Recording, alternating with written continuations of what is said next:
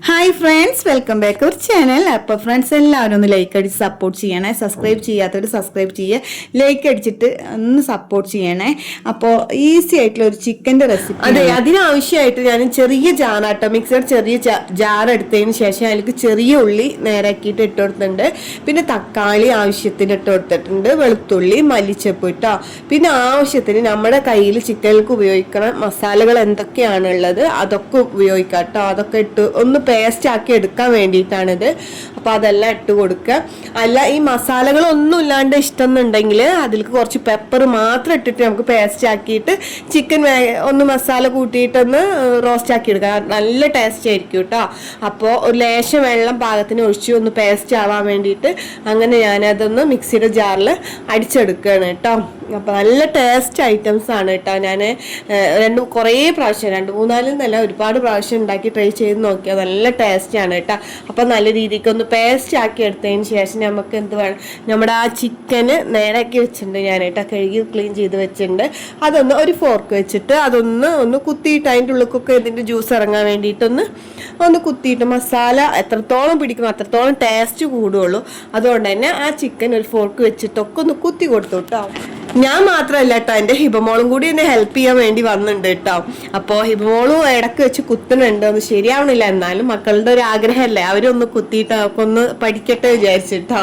അങ്ങനെ ഞാനിതാ കുത്തി അതൊക്കെ ഒരു പാനിലേക്ക് ഇട്ട് വെച്ച് കൊടുത്തിട്ട് അതിലേക്ക് ആ മസാല ഒഴിച്ചു കൊടുത്ത് അതൊന്ന് നല്ല രീതിക്ക് എന്ന് പറഞ്ഞാൽ നല്ല രീതിക്ക് തന്നെ എനിക്ക് കുറച്ച് എരിവ് കുറവ് തോന്നിയിട്ടുണ്ടായിരുന്നു കേട്ടോ. അപ്പം നല്ല രീതിക്ക് ഞാൻ മസാല കൂട്ടിയതിന് ശേഷം കുറച്ചും കൂടി നമുക്ക് സ്പൈസി ആയിട്ടുള്ളത് ഇഷ്ടം, അതുകൊണ്ട് തന്നെ കുറച്ചും കൂടി മുളക് പൊടി ഇട്ട് കൊടുത്തിട്ട് അടിപൊളിയാക്കിയിട്ട് ഒരു അരമണിക്കൂറിൽ അധികം അരമണിക്കൂർ അല്ലെങ്കിൽ എങ്ങനെയാണ് നിങ്ങൾക്ക് അപ്പം ഉപയോഗിക്കണമെങ്കിൽ അപ്പോഴാണെങ്കിലും നമുക്ക് അത് കുക്ക് ചെയ്തെടുക്കാവുന്നതാണ് കേട്ടോ. ഞാൻ എന്തായാലും ഇത് കുറച്ച് നേരം റെസ്റ്റ് ചെയ്യാൻ വെച്ചതിന് ശേഷമാണ് കേട്ടോ അടുത്ത പരിപാടിക്ക് നിൽക്കുന്നത്. അങ്ങനെ ഇതാ ഒരു കുക്കറാണ് എടുത്തത്.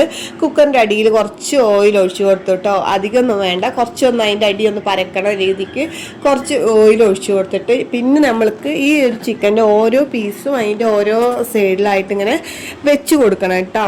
അതൊന്ന് പരത്തി വെച്ച് കൊടുത്തു കഴിഞ്ഞിട്ട് നമ്മളൊന്ന് അതൊന്ന് ആവി കയറ്റി എടുക്കുക. പിന്നെ ഒന്നും കൂടി തിരിച്ചിട്ടൊന്ന് ചെയ്യുക. ഇതിൽ പിന്നെ അതിന് ശേഷം നമുക്കിന്ന് ജ്യൂസി വെള്ളം ഇറങ്ങും.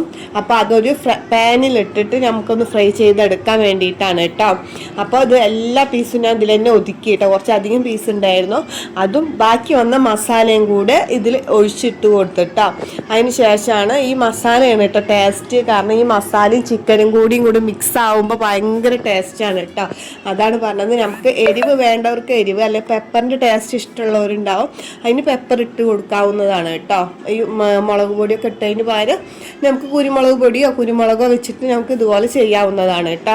അങ്ങനെ ഞാൻ ഈ മസാലയൊക്കെ ഒന്ന് സെറ്റായി കണ്ടില്ലേ. ഞാൻ കുറച്ച് നേരം ഇട്ടോ, കുറച്ച് ചിക്കൻ അധികം വേവ് വേണ്ട, അതുകൊണ്ട് കുറച്ച് നേരം കുക്കർ അടച്ച് വെച്ചപ്പോഴേക്കും നമ്മൾ പറഞ്ഞ ആ ഒരു സെറ്റ് ആയി വന്നിട്ടുണ്ട് കേട്ടോ. ഇനി ഇതിന് ഞാനൊരു പാനിൽ കുറച്ചും കൂടി എണ്ണ ഒഴിച്ച് ഞാൻ ഫ്രൈ ആക്കി എടുക്കാൻ വേണ്ടിയിട്ടാണ് കേട്ടോ. ഫ്രൈ ആക്കി എടുക്കാൻ വേണ്ടിയിട്ട് ഞാൻ ഓരോ പീസ് ഇട്ട് കൊടുക്കുകയാണ്. അപ്പോൾ ഭയങ്കര ടേസ്റ്റ് ഉള്ള ഒരു ഐറ്റമാണ് കേട്ടോ.